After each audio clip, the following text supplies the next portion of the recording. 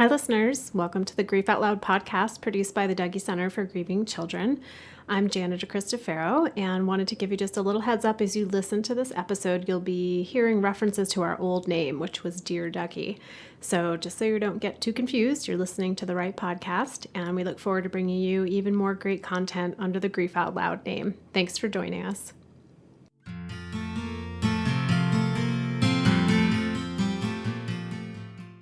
Hello, everyone, and welcome to the Dear Dougy podcast, produced by the Dougy Center for Grieving Children.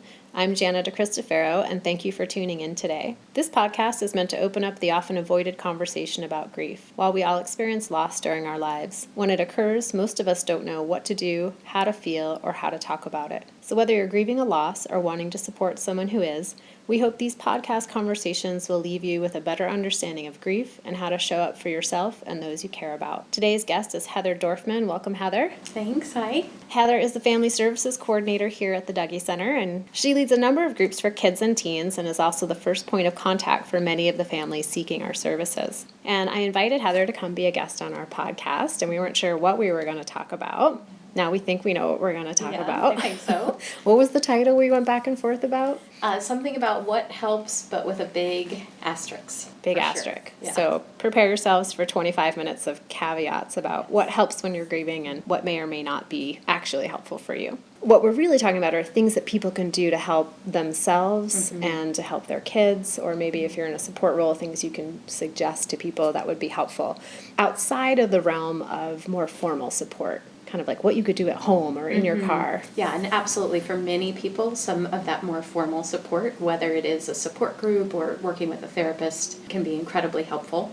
And also people say that there are those things, or they want to know, what can I do when I'm at home? What are things that I can do that are maybe really low cost or pretty easily accessible? For folks that are listening, we do want to make sure to just note that if there are any big concerns that are coming up around your own safety, your own mental or emotional health, or that of your kids, or if you're a support person, if you're really kind of concerned about what's happening for the people close to you, then we would suggest that you contact a more formal support system. So perhaps a therapist or counselor. If there's something that's feeling like a really urgent need, perhaps contacting a local crisis line. And I'll link in our show notes too to our searchable database where we try to keep as updated information as possible about grief support programs around the country and even the world. So if you're listening in Wisconsin or Maine and you'd really like to see if there's a support group in your community, those are great points of contact to help you find a local counselor or therapist maybe who specializes in working with grief. So what other things should we be thinking about when we think about help for self? Yeah, things that are helpful are very individual, just as grief is very individual, and are often very much informed by the culture we grew up in or that we're currently part of, our identities. So some of these things that we're suggesting today may feel really helpful to you. Others might feel absolutely not helpful to you. And we also recognize that some folks may have more access to the ability to engage in some of these activities than others do. Finances, time, energy, exactly. Access. Yeah. If that's true for you, or if that's true for the people that you're supporting, it might be helpful to consider whether any of these options or others that you're able to come up with might be able to feel more accessible. Another way to maybe to think about that is realize that you can be as creative as you need to be with a lot of these suggestions, and it's not that you don't have to implement them exactly as said. Absolutely, just ideas to consider, and these come from what we hear from our grieving families and kids. Hopefully this could be a springboard for you to come up with other ideas that are helpful. And the thing I hear a lot from the volunteers, from families, from kids, even the youngest kids, is oftentimes before somebody in their life dies, they had certain things they did that helped them feel connected to themselves and to their friends and inspired by life. And those things don't work anymore after the person dies, which can be really unsettling and ungrounding of like my go-to coping strategies just are not having the same effect that they used to. So if you're out there and you're listening and you're like, oh yeah, that's why, I used to be a really artistic, creative person and I cannot pick up a glue gun since this person has died, and maybe you find yourself doing something completely opposite. Yeah, and there can be really there can be that piece that comes up that it just your interests are really different, or just your capacities are really different. There can also be real logistical and pragmatic issues. Like if you are suddenly a single parent, when you had a partner before, it can be tough to find the time to go out and do your 3-mile run that you were used to doing every morning.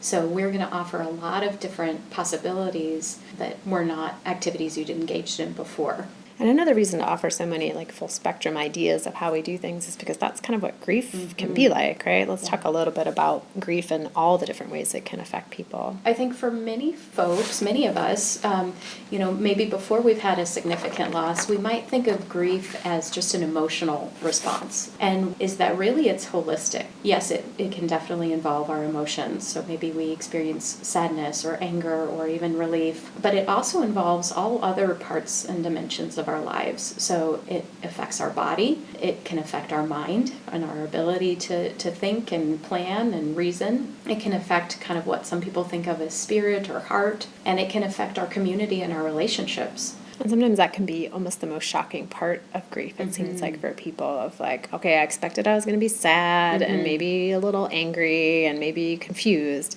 but I certainly wasn't expecting to have a headache every day for 7 days, or for my kid's stomach to hurt every day he goes to school. Yeah, absolutely. I think a lot of folks are surprised by that. So we will dive into talking about some of the things that people have found to be helpful for them in each of those kind of facets of their life. The people that we work with here at the Dougy Center tell us that there's a lot of physical reactions when they're grieving. So it might look like, as you mentioned, tummy upsets for both adults and kids, headaches, trouble sleeping, a tough time sitting in our seat either at school or work, feeling a lot of sort of agitation inside.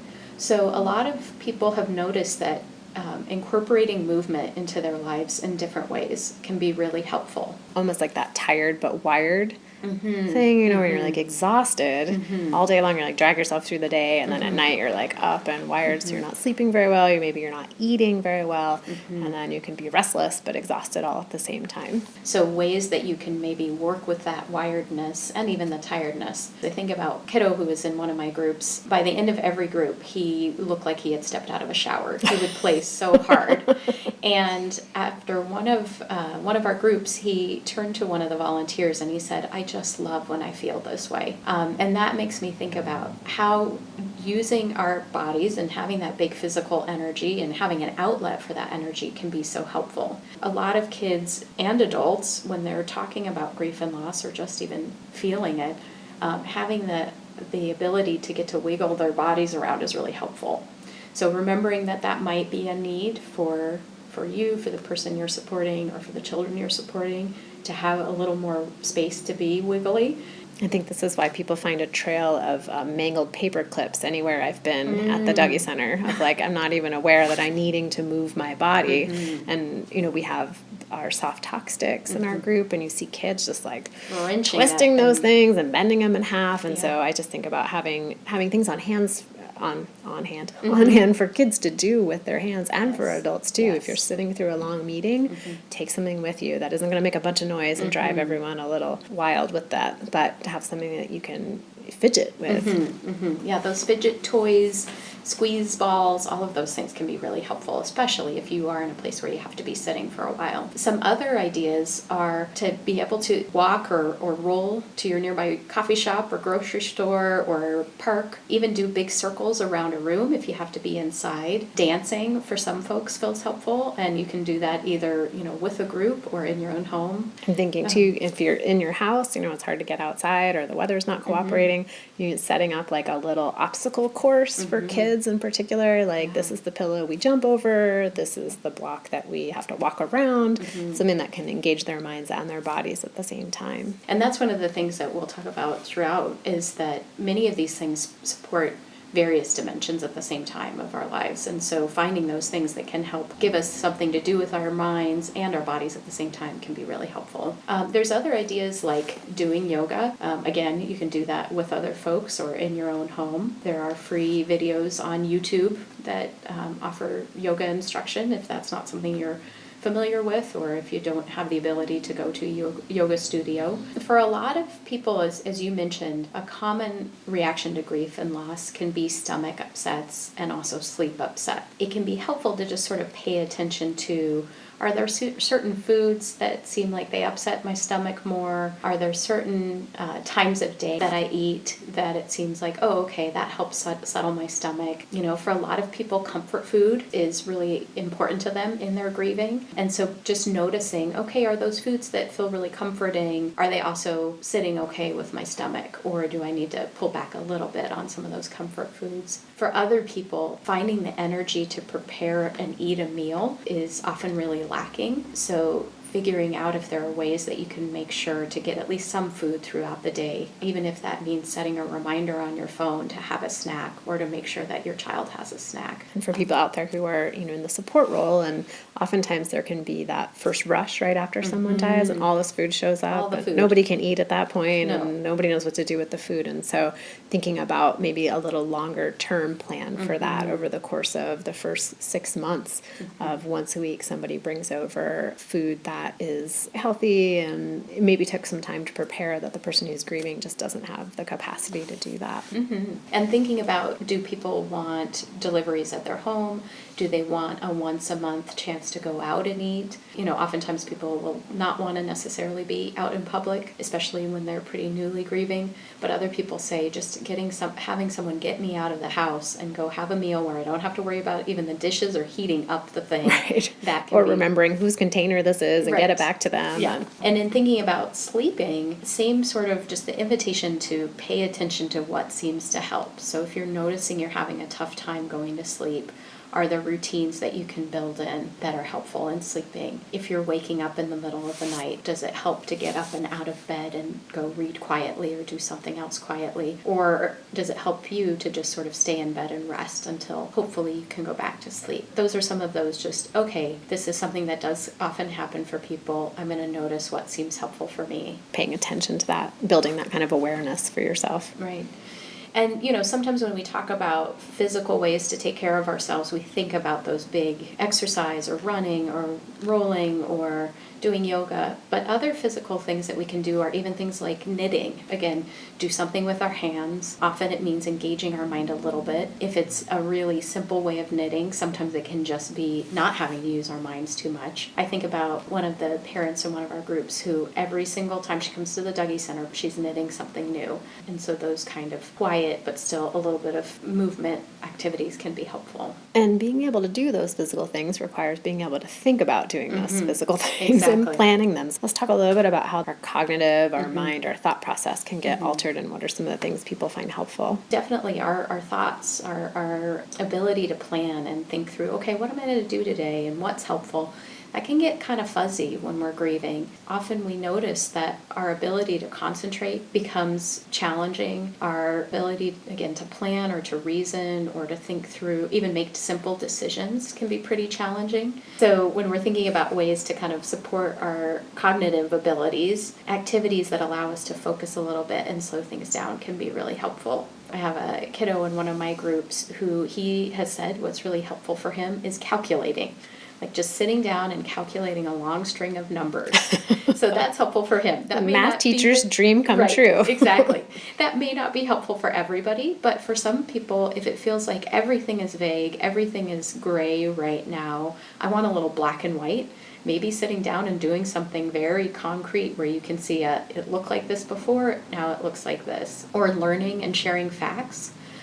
This can be a tough time to learn new things, but if there is something that can kind of grab your attention and focus a little bit, that might be the place that you can put a little energy into learning new things and then sharing that perhaps with other people. And especially with kids, I think about being able to learn some new fact, like the state's flower and animal and bird or something like that. It gives your mind something to focus on, something different, and then also building a sense of competence. So often people don't feel competent when they're in grief. Like I can't do my life the way I used to. I'm probably not grieving the right way.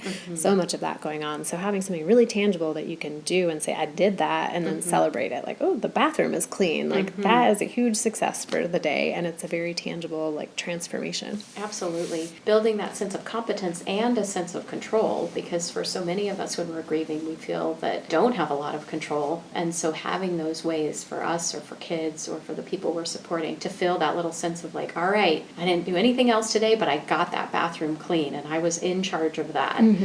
Or for a kid, I have so many children who come in and want to tell me all about Wales or Paris or whatever the thing is. And so being able to, as you said, feel a sense of success and control over something.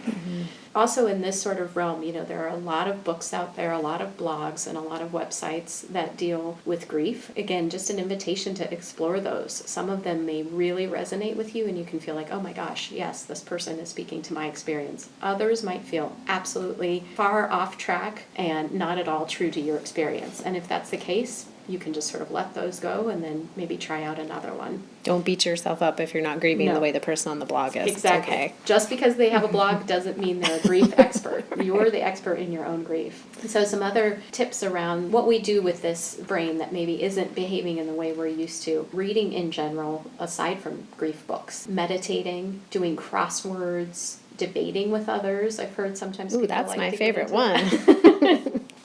For some people, it's watching a favorite show or listening to a favorite podcast. And a lot of people appreciate that chance to kind of take a break from their own mind and their own thoughts.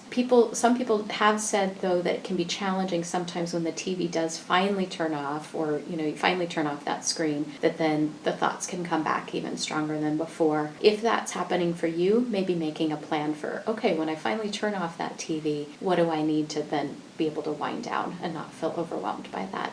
Maybe I need to build in some like metabolizing time of what I just watched, and now there's going to be this new torrent of thoughts, and so I better give myself 30 minutes to kind of let those come in and out before I try to go to bed. Right, exactly. So we've talked about body, we've talked about mind, thinking about spiritual and or sort of more emotional and or community social supports, because that is so important for so many of us and definitely something that can really be affected when we're grieving. For many people, making sure that they spend time in a setting that supports them in that either kind of spiritual or emotional way, often that can be really connected to community, and community can be defined in all kinds of ways. So some people say, making sure that at least once every other week they have a chance to go be out in the trees, that's crucial to them. Other people say making sure I get to my church or mosque or temple, that's crucial. But it might be, other places out in nature or being at a racetrack or again, being at a support group, that is the sort of touchstone and the place where you're able to have those nurturing social experiences. Whether that's to focus on your grief or to not focusing on your grief, either way, but to have something your body and your mind knows is coming and is scheduled as either this is where I'm going to connect with my feelings or this is where I'm going to have some other feelings. Right. And also to not, again, feel like you're doing it wrong if some of those things that did feel so supportive in the past, like being at your mosque or church or temple, if you need a little bit of a break here and there, or if your attendance isn't as regular, sometimes you need a little more quiet time or solitude. I think about a girl in one of my groups she was usually one of those very active kids who just did big physical play the whole time she was here. And one night she wanted to go into the music room, and there was nobody else in the room. And she went in there with her favorite volunteer, and she just wanted to sit quietly. She didn't want to talk or play music, but on that particular night, having some space to be quiet with a person that was really supportive felt really helpful. So again, meditation for some people is helpful. And that can be as simple as just sitting still or not sitting still and just tracking your breath. Inhale, exhale. It doesn't have to be very fancy, complicated meditating. Absolutely. It can be very simple. It can also be done while you're walking, gardening. Having that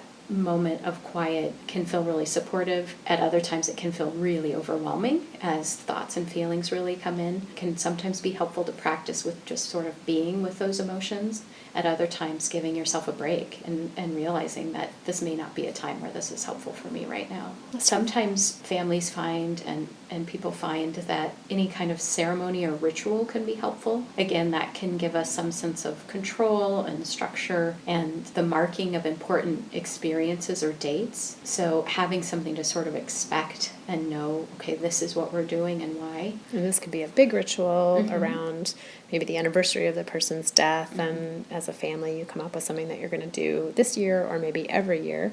But it could also be just those daily little rituals that you have kids, like maybe they sit in a particular place when they have breakfast, or they always put their book bag someplace when they come home from school. And again, in thinking about things that cross over various dimensions, making art, making music, doing that creative expression can be really helpful, and a chance to be sort of physical, to maybe engage our minds a little bit and to be creative. And you don't have to be good at it. No, exactly. So that's why a lot of people have come to love those adult coloring books or kids coloring books, things that you can feel like it's fairly simple, and I can feel like I can succeed in this and not then feel like, oh my gosh, I'm a terrible artist on top of everything else. So making it as easy for yourself as you can.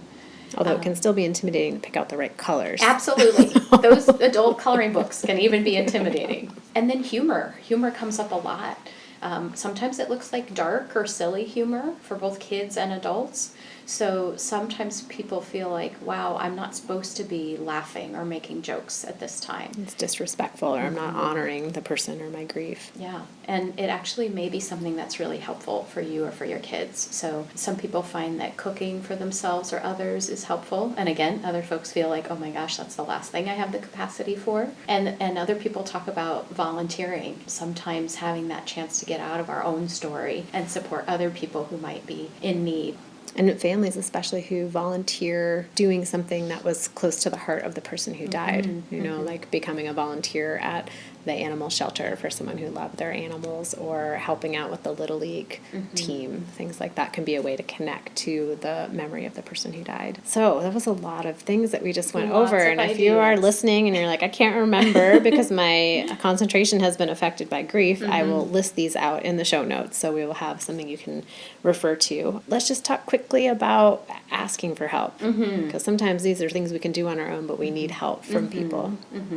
And for many, many people, it is really hard to ask for or receive help that's offered, especially for those that are used to taking care of others. If you can, if it feels supportive, allowing that help from people who care. And if it's helpful to just think about how when we receive help from others, that can often be such a gift to them. So if it helps you to think about, okay, I'm actually giving to my friend or family by letting them help me. Whatever it takes to give you some help through all of this, because it's a lot. It's a lot to try to manage, both, just how do I get through this day, much less how do I build in some time to take care of myself. If you're a support person, it can be really helpful to offer specific suggestions. So rather than saying, just let me know, give me a call if you need anything, or send me a text if I can help in any way. For many of us when we're grieving, it can be really tough to come up with I don't even know what I need. So saying things like, hey, I'm going to swing by the grocery store. I'm going to grab some groceries and I'll bring them by, and I can even just drop them on your porch. I'll text you when I've dropped them off. Or, hey, I know the dog goes to daycare on Tuesdays. I'm happy to pick up the dog and take him in. So really specific offers of help. And again, a last suggestion or reminder that if you come up with some things that you have figured out, okay, actually this does help, and especially if I make sure to do it every day, writing yourself a note or putting that in your calendar as a reminder to come up every day to go do that thing. I'm also picturing, like, as a family, or, you live by yourself or you live with other people, putting a big piece of paper up somewhere in the house where everyone gets to write down the things that they find to be helpful. So it's almost like a suggestion board. So maybe your kid's having a really rough time and they can't think of anything that would be helpful in that moment. Be like, let's walk over and check out the board. Can you point at all the things that you wrote down? And I'll read them out loud. See if any of those feel good to you. And then as an adult, you can go do that for yourself. Yep. If you're having your own internal temper tantrum of everything feels bad and I don't want to do any of this stuff. Right. That could be okay. Or you might walk yourself over to the board and be like, okay, fine, I could chop some celery today. That's what I'm going to do. Yeah, I can do this one thing. And finally, just thinking about that, again, we're grieving within a larger social and cultural context. So that's going to affect both our grief and the things we can engage in that are supportive and our access to those supportive things. As someone who works in bereavement, I think a lot about what can our community do to support people who are grieving. And we talk a lot about the power of stories here and sharing stories. Just thinking about, as a grieving person, sharing your experience where it feels safe and comfortable. As a support person, doing what you can to make sure that the people you care for are able to engage in these activities that they find to be helpful for them. Well, thank you so much, Heather. I feel like we could probably talk for another 2 hours about ideas of things that people have found to be helpful. And if you have things that you've come across that have worked really well for you, we would love to hear about those. So reach out to us. You can email us at help@dougy.org. If you try something on our list and you're like, that was terrible, then you should let us know that too, because we might take it off the list. We'll probably leave it on because somebody else might find it to be helpful. But it seems like the most important piece is figuring out what works for you and being patient with yourself and recognizing it might not always be the easiest thing to figure out what works for you, and also realize that can change over time. And it's okay to update your version of who you are in the world and what is supportive for you, and give yourself as much permission to do that as possible. There'll be a few other things in our show notes for this episode. If you are interested in any of our past episodes, we think we're at episode 38, so there's quite a few in the library there. If you'd like to listen to past episodes, you can find them at dougy.org, or you can also find us in iTunes. And if you do that, if you find us in iTunes, we'd love if you gave us a review and a rating. It really helps other people who are grieving find our podcast. And if you have any other tips or suggestions for content, for episodes, questions and ideas you'd like us to talk about, you can also email those to us at help@dougy.org. Thanks for tuning in, and join us again next time.